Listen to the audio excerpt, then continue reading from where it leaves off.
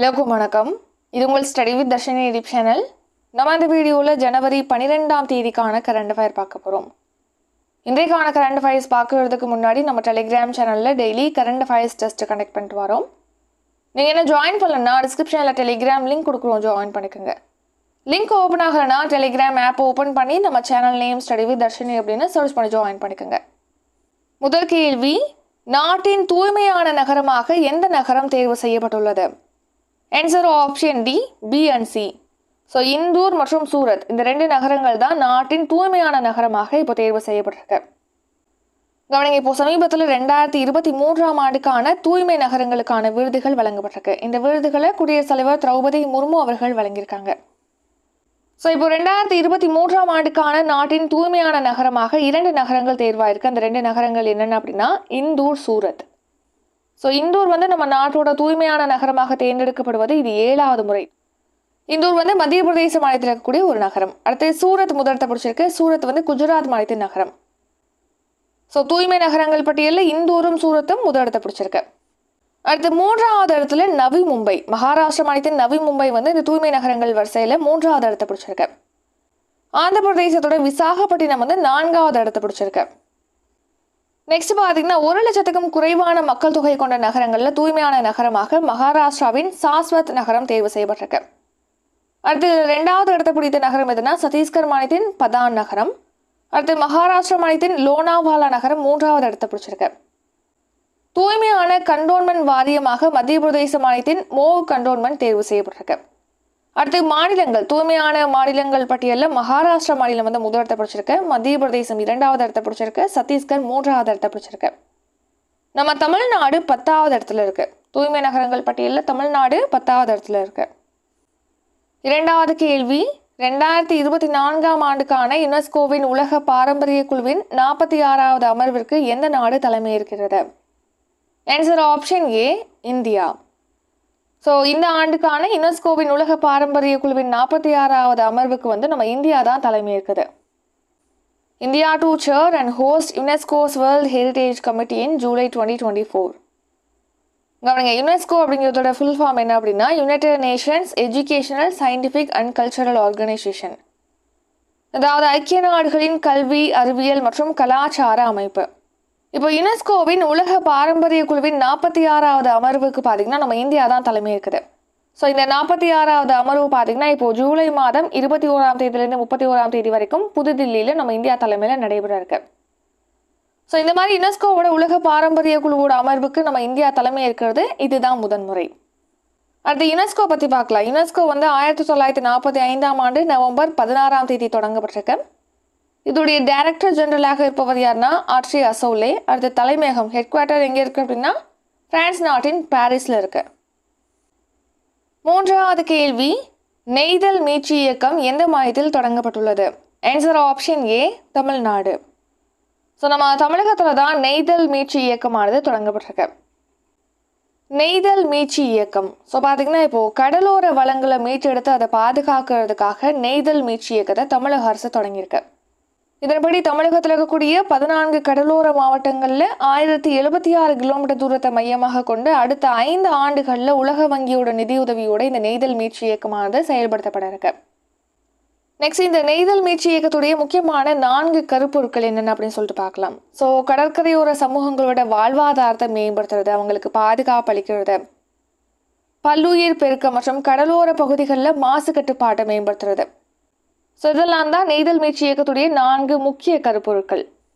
Next மேலும் பார்த்தீங்கன்னா இந்த நெய்தல் மீட்சி இயக்கம் திட்டத்தின் கீழ் பார்த்தீங்கன்னா கடம்பூர், செங்கல்பட்டு மாவட்டத்தின் கடம்பூரில் பல்லுயிர் பாதுகாப்பு பூங்கா அமைக்கப்பட இருக்கு. நாகப்பட்டினம் மற்றும் சென்னையில் கடல் ஆமை பாதுகாப்பு மையம் அமைக்கப்பட இருக்கு. தஞ்சாவூர் மனோரால சர்வதேச கடற்பசு பாதுகாப்பு மையம் அமைக்கப்பட இருக்கு. நெக்ஸ்ட் பள்ளிக்கரணை உள்ளிட்ட கடற்கரையோர ஈரநிலங்களோட பாதுகாப்பு மற்றும் மறுசீரமைப்பு பணிகள் மேற்கொள்ளப்பட இருக்கு. ஸோ இதெல்லாமே நோட் பண்ணிக்கோங்க, ரொம்ப இம்பார்ட்டன்ட். 4வது கேள்வி, உலக சுகாதார அமைப்பின் தலைமையகம் எங்கு அமைந்துள்ளது? Answer option C, Geneva. So Switzerland நாட்டின் ஜெனீவாவில் தான் உலக சுகாதார அமைப்பின் தலைமையகமானது அமைந்திருக்கு. COVID-19 deaths, nearly 10,000 died from virus in December, WHO says. WHO அப்படின்னா வேர்ல்டு ஹெல்த் ஆர்கனைசேஷன், அதாவது உலக சுகாதார அமைப்பு. ஸோ உலக சுகாதார அமைப்போட பொது இயக்குனர் டெட்ரோஸ் அதானோம் கேப்ரியாசஸ் பார்த்தீங்கன்னா இப்போ புதிய வகை கரோனா பரவல் காரணமாக கடந்த டிசம்பர் மாதம் 10,000 பேர் உயிரிழந்திருக்காங்க அப்படின்னு சொல்லிட்டு தெரிவிச்சிருக்காரு. அடுத்து உலக சுகாதார அமைப்பு பற்றி பார்த்தோம்னா இதோட ஹெட் குவார்ட்டர் வந்து சுவிட்சர்லாந்து நாட்டின் ஜெனீவாவில் இருக்குது. இது எப்போ தொடங்கப்பட்டது அப்படின்னா 1948ஆம் ஆண்டு ஏப்ரல் 7ஆம் தேதி தொடங்கப்பட்டிருக்கு. 5வது கேள்வி, ஜாக்ரெப் ஓபன் ரேங்கிங் சீரீஸ் மல்யுத்த போட்டியில் தங்கம் வென்ற இந்தியர் யார்? Answer option A Aman Sherawat. So இப்போ குரேஷியாவில் நடைபெற்று வரக்கூடிய ஜாக்ரெப் ஓபன் ரேங்கிங் சீரீஸ் மல்யுத்த போட்டியில் இந்தியாவின் அமன் ஷெராவத் வந்து தங்கப்பதக்கம் வென்றிருக்காரு. கவனிங்க, இப்போ குரோஷியாவில் வந்து ஜாக்ரெப் ஓபன் ரேங்கிங் சீரீஸ் மல்யுத்த போட்டி நடைபெற்று வருது. இந்த போட்டியில் ஆடவருக்கான 57 கிலோ பிரிவில் இந்திய வீரர் அமன் ஷெராவத் தங்கப்பதக்கம் வென்றிருக்காரு. 6வது கேள்வி, அயலக தமிழர் தின விழா எங்கு தொடங்கப்பட்டுள்ளது? Answer option A Chennai. So இப்போ சமீபத்தில் சென்னையில் பார்த்தீங்கன்னா அயலக தமிழர் தின விழாவானது தொடங்கப்பட்டிருக்கு. இதை வந்து தமிழக அமைச்சர் உதயநிதி ஸ்டாலின் அவர்கள் தான் தொடங்கி வச்சிருக்காரு. கவனிங்க, அயலக தமிழர் தினம். ஸோ பார்த்தீங்கன்னா வெளிநாடுகளில் இருக்கக்கூடிய தமிழர்களை ஒருங்கிணைக்கும் வகையிலையும் அவங்களுடைய பங்களிப்பு அங்கீகரிக்கும் வகையிலையும் ஒவ்வொரு ஆண்டும் ஜனவரி 11 மற்றும் 12 ஆகிய தேதிகளில் வந்து அயலக தமிழர் தினமானது கடைபிடிக்கப்படுது. ஸோ அதன்படி இந்த ஆண்டுக்கான அயலக தமிழர் தின விழா பார்த்தீங்கன்னா சென்னையில் தொடங்கப்பட்டிருக்கு. இதை வந்து விளையாட்டுத்துறை அமைச்சர், இளைஞர் நலன் மற்றும் விளையாட்டு மேம்பாட்டுத்துறை அமைச்சர் உதயநிதி ஸ்டாலின் அவர்கள் தொடங்கி வச்சிருக்காரு. ஸோ இந்த ஆண்டு நடைபெறக்கூடிய இந்த அயலக தமிழர் தின விழாவுக்கான கருப்பொருள் என்ன அப்படின்னா தமிழ் வெல்லும். 7வது கேள்வி, செங்கடல் வழியாக செல்லும் சரக்கு கப்பல்களின் மீது தாக்குதல் நடத்தி வருபவர்கள் யார்? ஆன்சர் ஆப்ஷன் ஏ ஹூதி கிளர்ச்சியாளர்கள். ஸோ ஏமன் நாட்டின் ஹூதி கிளர்ச்சியாளர்கள் பார்த்தீங்கன்னா இப்போ செங்கடல் வழியாக செல்லக்கூடிய சரக்கு கப்பல்கள் மீது தாக்குதல் நடத்திட்டு வராங்க. கவனிங்க, ஹூதி கிளர்ச்சியாளர்கள் இவங்க வந்து ஏமன் நாட்டை சேர்ந்தவங்க. மேலும் இவங்க ஈரான் நாட்டோட ஆதரவோடு செயல்பட்டு வராங்க. ஸோ நம்ம சமீபத்திலே கரண்ட் அஃபேர்ஸில் பார்த்துருப்போம். என்னென்னா ஹமாஸ் அமைப்பு, காசா பகுதியோட ஹமாஸ் அமைப்புக்கும் இஸ்ரேலுக்கும் இடையே போர் நடைபெற்று வருது.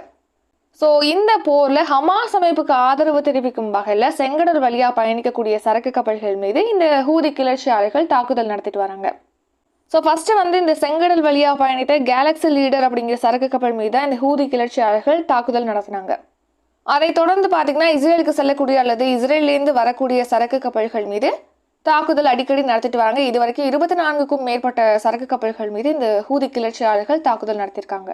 ஸோ இப்படி இருக்கும்போது பார்த்தீங்கன்னா இப்போ இஸ்ரேலுக்கு கொஞ்சம் கூட சம்மந்தமில்லாத சரக்கு கப்பல்கள் மீதும் இந்த ஹூதி கிளர்ச்சியாளர்கள் வந்து தாக்குதல் நடத்துறாங்க அப்படின்னு சொல்லிட்டு தெரிவிச்சிருக்காங்க. ஸோ அதனால இந்த மாதிரி ஹூதி கிளர்ச்சியாளர்கள் செங்கடல் வழியாக பயணிக்கக்கூடிய கப்பல்கள் மீது தாக்குதல் நடத்துறதை நிறுத்தணும் அப்படின்னு சொல்லிட்டு ஐநா பாதுகாப்பு கவுன்சிலில் தீர்மானம் நிறைவேற்றப்பட்டிருக்கு. ஐநா பாதுகாப்பு கவுன்சிலில் வந்து மொத்தமாக 15 உறுப்பு நாடுகள் இருக்கு. ஸோ 5 உறுப்பு நாடுகள் நிரந்தர உறுப்பு நாடுகள், 10 வந்து நிரந்தரமற்ற உறுப்பு நாடுகள். 8வது கேள்வி, தேசிய இளைஞர் தினம் எந்த நாளில் அனுசரிக்கப்படுகிறது? ஆன்சர் ஆப்ஷன் டி ஜனவரி 12. ஸோ ஆண்டுதோறும் ஜனவரி 12ஆம் தேதி தேசிய இளைஞர் தினமானது அனுசரிக்கப்படுகிறது. நேஷனல் யூத் டே, தேசிய இளைஞர் தினம். ஸோ ஆண்டுதோறும் பார்த்தீங்கன்னா சுவாமி விவேகானந்தர் அவர்களுடைய பிறந்த தினமான ஜனவரி 12ஆம் தேதி இந்த தேசிய இளைஞர் தினம் கடைபிடிக்கப்படுது. ஸோ இந்த ஆண்டு 27வது தேசிய இளைஞர் தினமானது அனுசரிக்கப்படுது. இந்த ஆண்டு இந்த தேசிய இளைஞர் தினத்திற்கான தீம் கருப்பொருள் என்ன அப்படின்னா youth for digital India, youth for digital India. Next, Swami Vivekanandar எப்போ பிறந்தார் அப்படின்னா 1863ஆம் ஆண்டு ஜனவரி 12ஆம் தேதி பிறந்திருக்காரு. ஸோ இவருடைய சிந்தனைகளை இளைஞர்களில் கொண்டு போய் சேர்க்கணும் அப்படிங்கிற நோக்கத்தில் தான் ஆண்டுதோறும் ஜனவரி 12ஆம் தேதி தேசிய இளைஞர் தினம் கடைபிடிக்கப்படுது. 9வது கேள்வி, நட்புடன் உங்களோடு மனநல சேவை திட்டம் எந்த ஆண்டு தொடங்கப்பட்டது? ஆன்சர் ஆப்ஷன் பி 2022ஆம் ஆண்டு. ஸோ கடந்த 2022ஆம் ஆண்டு அக்டோபர் மாதம் தான் இந்த நட்புடன் உங்களோடு மனநல சேவை திட்டமானது தொடங்கப்பட்டது. கவனிங்க, நம்ம தமிழகத்தில் கடந்த 2022ஆம் ஆண்டு அக்டோபர் 27ஆம் தேதி நட்புடன் உங்களோடு மனநல சேவை அப்படிங்கிற திட்டமானது தொடங்கப்பட்டது. ஸோ இந்த திட்டத்தின் கீழ் பார்த்தீங்கன்னா தொலைபேசி மூலமாக மனநல ஆலோசனையானது வழங்கப்பட்டு வருது.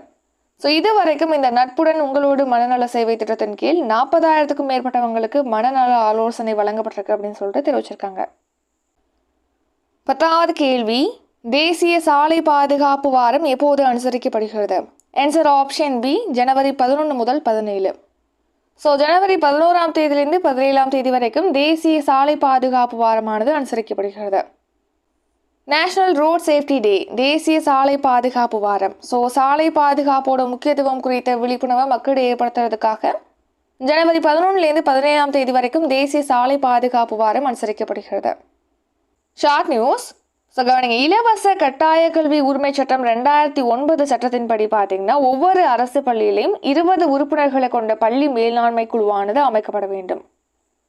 மேலும் இந்த பள்ளி மேலாண்மை குழுல குழந்தைகளோட பெற்றோர், உள்ளாட்சி பிரதிநிதிகள் சொல்லிட்டு 2 பேர் உறுப்பினர்களாக இருப்பாங்க. அடுத்து இப்போ தமிழகத்தில் பார்த்தீங்கன்னா கேலோ இந்தியா இளைஞர் விளையாட்டு போட்டிகளானது தொடங்கப்பட இருக்கு. இந்த போட்டியில் பார்த்தீங்கன்னா நம்ம நாட்டோட பல்வேறு மாநிலங்கள்லேருந்து 6000க்கும் மேற்பட்டவங்க பங்கேற்க இருக்காங்க. மேலும் இந்த போட்டியோட விளையாட்டுகளில் பாரம்பரிய விளையாட்டான சிலம்பமும் இடம்பெற்றிருக்கு.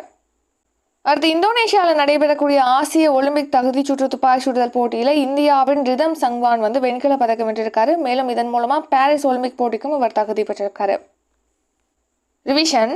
முதல் கேள்வி, நாட்டின் தூய்மையான நகரமாக எந்த நகரம் தேர்வு செய்யப்பட்டுள்ளது? Answer option D, B and C, Indore மற்றும் சூரத். இரண்டாவது கேள்வி, 2024ஆம் ஆண்டுக்கான யுனெஸ்கோவின் உலக பாரம்பரிய குழுவின் 46வது அமர்விற்கு எந்த நாடு தலைமையேற்கிறது? Answer option A, India. மூன்றாவது கேள்வி, நெய்தல் மீட்சி இயக்கம் எந்த மாநிலத்தில் தொடங்கப்பட்டுள்ளது? Answer option A, Tamil Nadu. நான்காவது கேள்வி, உலக சுகாதார அமைப்பின் தலைமையகம் எங்கு அமைந்துள்ளது? Answer option C, Geneva. Zagreb open ranking series மல்யுத்த போட்டியில் தங்கம் வென்ற இந்தியர் யார்? Answer option A, Aman Sherawat. ஆறாவது கேள்வி, அயலக தமிழர் தின விழா எங்கு தொடங்கப்பட்டுள்ளது? Answer option A, Chennai. ஏழாவது கேள்வி, செங்கடல் வழியாக செல்லும் சரக்கு கப்பல்களின் மீது தாக்குதல் நடத்தி வருபவர்கள் யார்? ஆன்சர் ஆப்ஷன் ஏ, ஹூதி கிளர்ச்சியாளர்கள். எட்டாவது கேள்வி, தேசிய இளைஞர் தினம் எந்த நாளில் அனுசரிக்கப்படுகிறது? ஆன்சர் ஆப்ஷன் டி, ஜனவரி 12.